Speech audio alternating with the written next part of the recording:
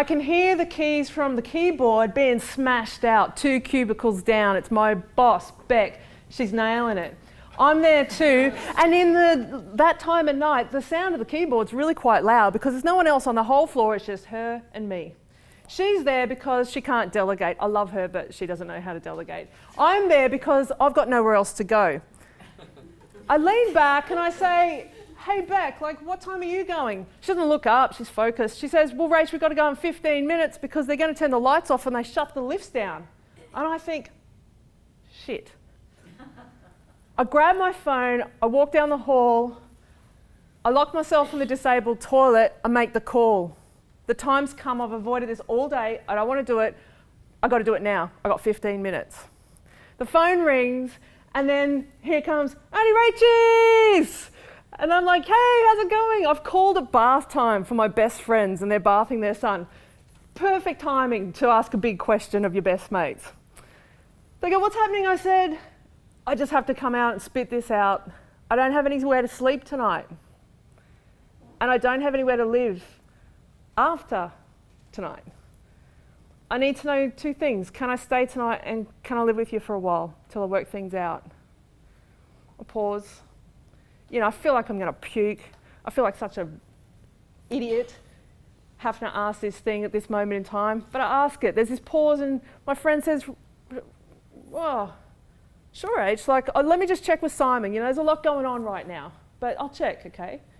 There's this pause. She goes and checks, and it feels like eternity. You know, unfortunately, I'm in the disabled toilet. I'm looking at the toilet. I think I'm going to puke in it. It's all good, but I'm absolutely, or I'm going to shit myself. But either way, I've got it covered. And so I'm there. I'm shitting myself. I'm puking myself. Anyway, it's pretty full on. And then I just think, you know, of course they're going to come back and say no. You know, they're about to have a second baby. I don't even know if there's room in their house anymore. It was all good in our 20s when we lived together, when we all came together, went and looked at rental properties when we'd been out on the piss all night. We lived together then when we were at uni. That was great. And when we were in our 30s and we all crammed into a small place in the middle of London and we made our way in the world, that was fun too. But now we're almost 40. Like, adulting has started. You know, they've got a mortgage, they've got kids. I'm sitting at this job with 10 minutes now to go, with all my worldly belongings stacked into a Subaru in a car park in the city, not knowing where I'm going to sleep that night, and I didn't have the money to go and pay for a hotel. They come back and then they say, Simon said, yeah, just come. Like, we'll leave the door open for you. Just come, we'll figure it out, it'll be all right. She has to go, it's time to put the kids to bed. They've got other things on. I walk out of the disabled toilet, I go back to Beck, I say, Beck's time to go. We get down in the lifts just before they shut the lights and they turn the lifts off. I'm trying to look for a clean pair of undies. Like, I've got 5 plastic tubs on this single bed, all stacked up, while I'm trying to look for where the hell my undies are to get to work on time. And as Murphy's Law would have it, my undies are in the bottom plastic tub. I finally cracked the lid to get my undies, stick the lid back on, and put all of these plastic tubs back on top of one another. Before I then start to put on the outfit that I've picked for myself. It's sweaty, I'm wedged between the golf clubs, the wine fridge, and the archive boxes, with my clothes on the single bed, trying to get on these clothes and look respectable and try to feel normal as I'm getting ready for work. It's 12 weeks now since I've been in my friend's spare room. We're working it out. I'm getting ready for work. I arrive at work, I walk outside of the elevator, and the aircon hits my skin. It's such a relief. I'm so grateful that I've got an office job in the middle of summer. I walk around the corner though, and I see my normally not super social group of scientist workmates hovered around where I sit. And I think, oh no, this is going to be one of those conversations.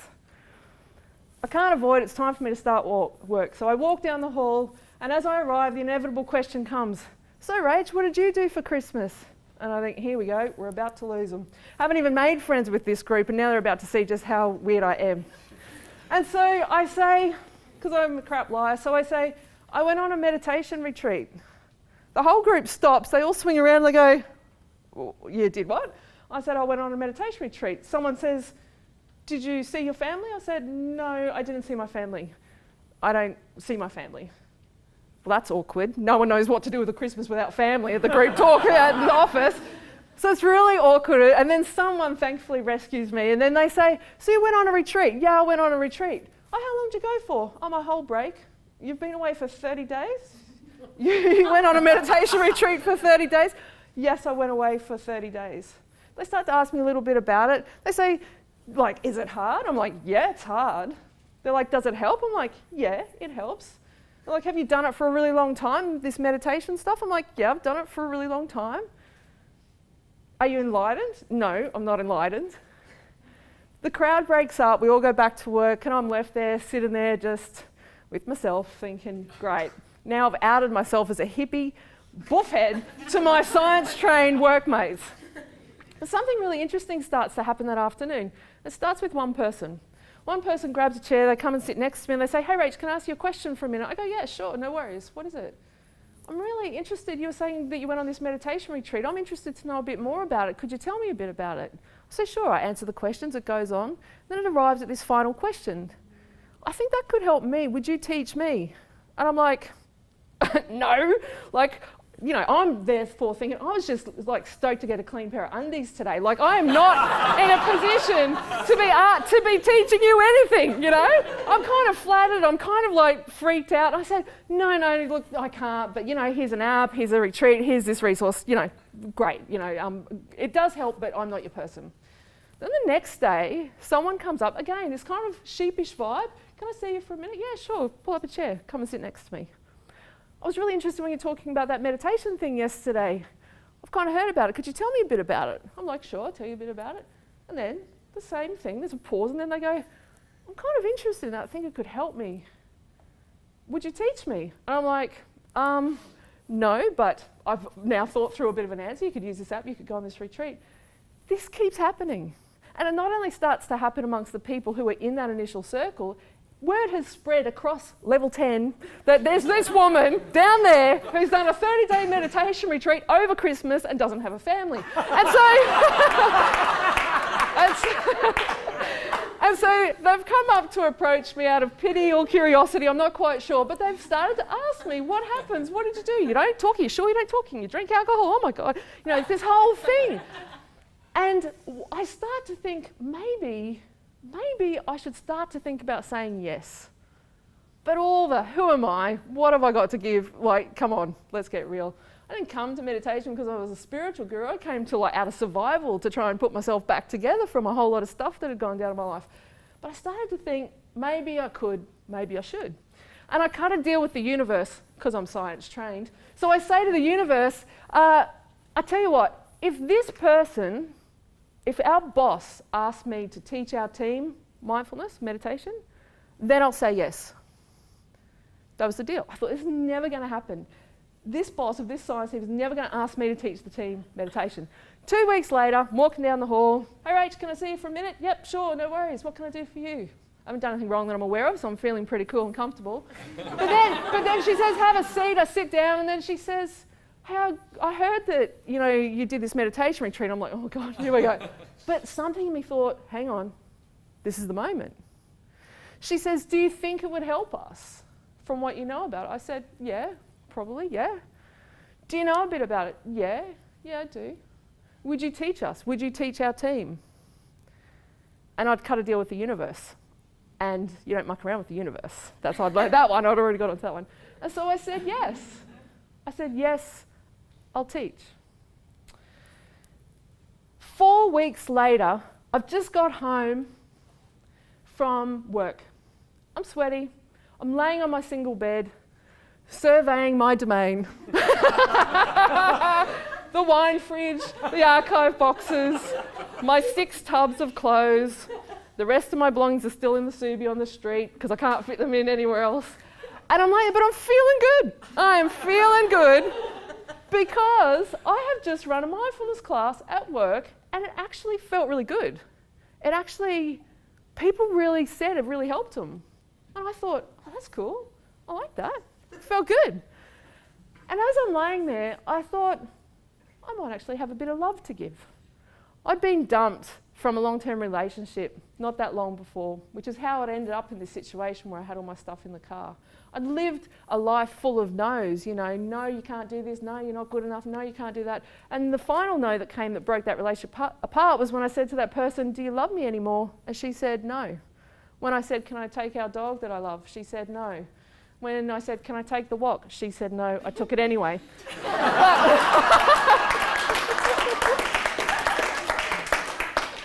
I'd kind of started to get a thing that this no wasn't so much fun, but yeses was starting to work out. And so I felt like, no, I'm not ready to get on and find love. I'm not ready to go on a date.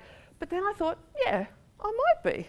Now, friends, one of which is who is here tonight, had informed me that it was no longer a thing to go out and get on the piss and go dancing at the beat and pick up and do it that way. That was old school. That there was this thing called dating apps, and like the last time I'd been single, there wasn't smartphones, and so they'd advised me that I needed to get on an app and do a profile. So I'm laying there, I'm feeling bold. There on my single bed, clean undies, surveying my domain. And I go in and I start to type in this profile, and I just pour my heart out. I don't overthink it too much, and then I get ready to post it. If that's the right word, I don't know. I get ready to post it, and then I have this moment of fear, and I think, who on earth is going to go for this? Get real. Your wardrobe is 6 plastic tubs. I can hear my friends and their son upstairs playing. It's beautiful, but it's not really the makings of a place to make a hot date happen. I could pick them up for a date, but I'd have to shove over the wok and a whole lot of other stuff that's actually in the car because I can't fit it in the spare room. And I think, who is going to go for this? But I think, I'm just going to give it a try. I'm just going to say yes to this possibility. So I hit post.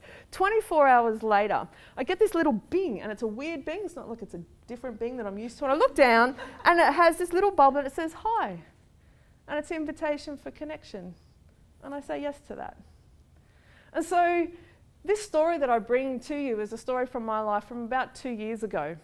And I'm happy to say that I'm not going home to that single bed tonight, which actually happens to be just up the hill at Red Hill. And I'm not lying, it's true. But I'm also happy to say that that spare room now has been called Auntie Rachel's room, because that ended up being such a year-long journey of mutual support, connection, love, vulnerability for all of us. I could never have imagined that that would be such a wonderful time. And I'm happy to say equally that tonight I go home to my own place on the river in a king bed. So that's nice too.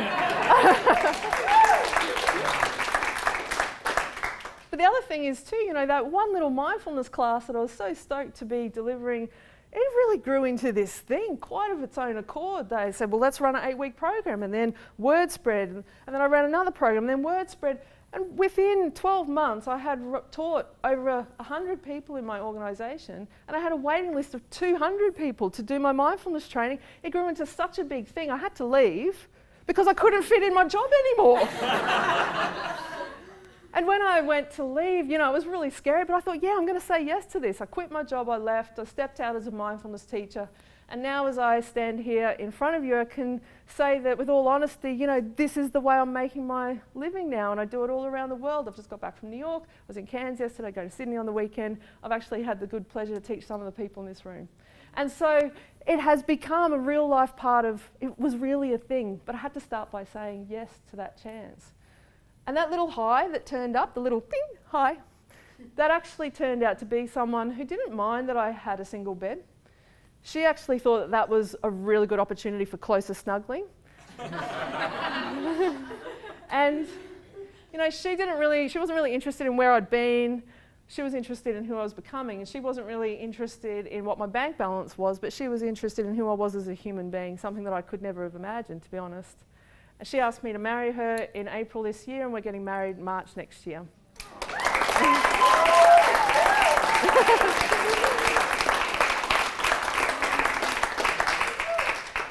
And so I guess this has taught me a few things which I'd like to offer to you for what it's worth. One is that there's enormous power in admitting and saying yes to the fact that you need help. I had not wanted to tell my friends that I needed help in this bad relationship for a really long time. I'd kept it to myself because I was ashamed. And there was such a healing that came through when I said, yes, I'm vulnerable. Yes, I feel like a loser. Yes, my life's fallen apart. And yes, I need help. because they were able to connect with me. In fact, later on, they told me some months after I'd been there that they had originally thought to offer me their spare room as a place to live when I got dumped, but they had decided between the two of them that what I actually needed to learn was that I was worthwhile enough to be able to reach out for help and that it would be there. So they were waiting for me to ask, but they didn't tell me that for a few months. And so I guess my invitation to you is, in what ways do you feel like, you know, if you're hiding something or something's really difficult and you could use some help? It doesn't have to be something major. Is there a way you could say, yes, I'm vulnerable, I'm struggling, I'm not finding it very easy, I could use some help? Because it creates this amazing opportunity for connection. The second thing that it taught me was that, you know, when you say yes to opportunities that feel like they're kind of not for you, where are they going anyway? Is this really me? Could I really do this? Who am I to be this person? That actually, if you say yes, sometimes life can go off like a firecracker, because that's what's happened for me. And I think we often have these moments in life where opportunities fall in our path, and sometimes we go, oh, that's not for me, I couldn't do that. So my invitation to you is to check out those moments, those opportunities that fall in your path, and ask yourself, could I say yes to this? Am I ready? Am I enough?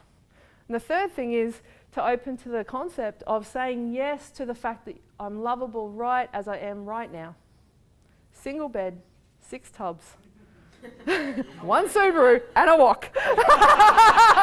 It's a really good wok. And you know, essentially that's like, am I enough? Am I lovable just as I am? I found out, quite to my surprise, that the answer was a resounding yes. So my invitation to you is to see if there's moments in life where you could say yes, in moments where you might want to say no. Could you say yes to vulnerability, to opportunity, and to your lovability? But I want to finish with this. The most recent moment where I had an opportunity to go with the yes or go with the no was last Friday. I'd had a message, an email message from Rach mentioning that there was this public speaking course on and there was an opportunity at the last moment to participate. And I wasn't quite sure about it, but I was intrigued. And so I spoke to this crazy American over the phone from the Cairns airport at 4:30 last Friday afternoon who gave me his pitch, and I was tired, I was jet lagged, but something in me went, say yes to this. And I did. 8:30 the next morning, I'm in the class with this beautiful group of people, and we went on a journey of constructing a talk to try to bring out something of our journey for the benefit of all of you. But I have to admit that I crafted a story that I was going to deliver that in the end I found out yesterday I wasn't ready to tell.